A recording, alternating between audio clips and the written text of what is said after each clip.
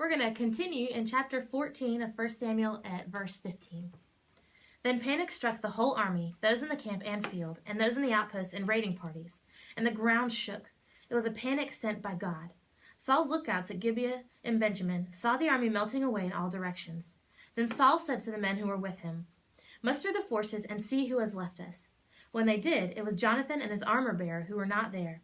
Saul said to Ahijah, "Bring the ark of God." At that time it was with the Israelites. While Saul was talking to the priest, the tumult in the Philistine camp increased more and more. So Saul said to the priest, "Withdraw your hand." Then Saul and all his men assembled and went to the battle. They found the Philistines in total confusion, striking each other with their swords. Those Hebrews who had previously been with the Philistines and had gone up with them to their camp went over to the Israelites who were with Saul and Jonathan.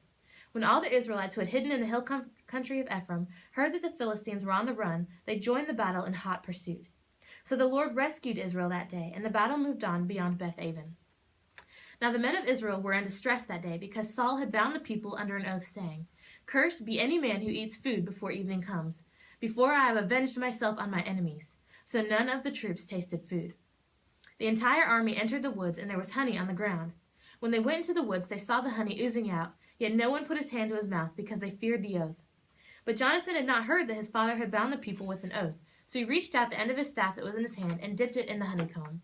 He raised his hand to his mouth, and his eyes brightened. Then one of the soldiers told him, "Your father bound the army under a strict oath, saying, 'Cursed be any man who eats food today.' That is why the men are faint." Jonathan said, "My father has made trouble for the country. See how my eyes brightened when I tasted a little of this honey? How much better would it have been if the men had eaten today some of the plunder they took from their enemies? Would not the slaughter of the Philistines have been even greater?" That day, after the Israelites had struck down the Philistines from Michmash to Ajalon, they were exhausted. They pounced on the plunder, and taking sheep, cattle, and calves, they butchered them on the ground and ate them, together with the blood. Then someone said to Saul, "Look, the men are sinning against the Lord by eating meat that has blood in it." "You have broken faith," he said. "Roll a large stone over here at once." Then he said, "Go out among the men and tell them, 'Each of me bring me your cattle and sheep, and slaughter them here and eat them. Do not sin against the Lord by eating meat with blood still in it.'" So everyone brought his ox that night and slaughtered it there. Then Saul built an altar to the Lord. It was the first time he had done this. Saul said, "Let us go down after the Philistines by night and plunder them till dawn, and let us not leave one of them alive." "Do whatever seems best to you," they replied. But the priest said, "Let us inquire of God here." So Saul asked God, "Shall I go down after the Philistines? Will you give them into Israel's hand?" But God did not answer him that day. Saul therefore said, "Come here, all of you who are leaders of the army, and let us find out what sin has been committed today. As surely as the Lord who rescues Israel lives, even if it lies within my son Jonathan, he must die." But not one of the men said a word.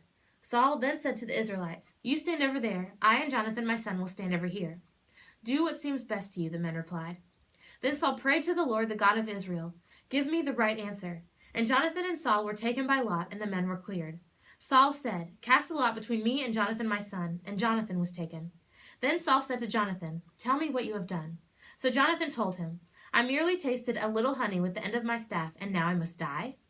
Saul said, "May God deal with me, be it ever so severely, if you do not die, Jonathan." But the men said to Saul, "Should Jonathan die, he who has brought about this great deliverance in Israel? Never! As surely as the Lord lives, not a hair of his head will fall to the ground, for he did this day with God's help." So the men rescued Jonathan, and he was not put to death. Then Saul stopped pursuing the Philistines, and they withdrew to their own land. After Saul had assumed the rule over Israel, he fought against their enemies on every side. Moab, the Ammonites, Edom, the kings of Zobah, and the Philistines, wherever he turned, he inflicted punishment on them. He fought valiantly and defeated the Amalekites, delivering Israel from the hand of those who had plundered them.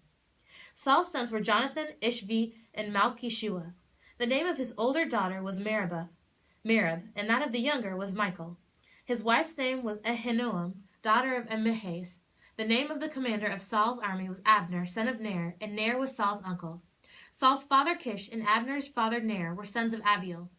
All the days of Saul there was bitter war with the Philistines, and whenever Saul saw a mighty or brave man, he took him into his service.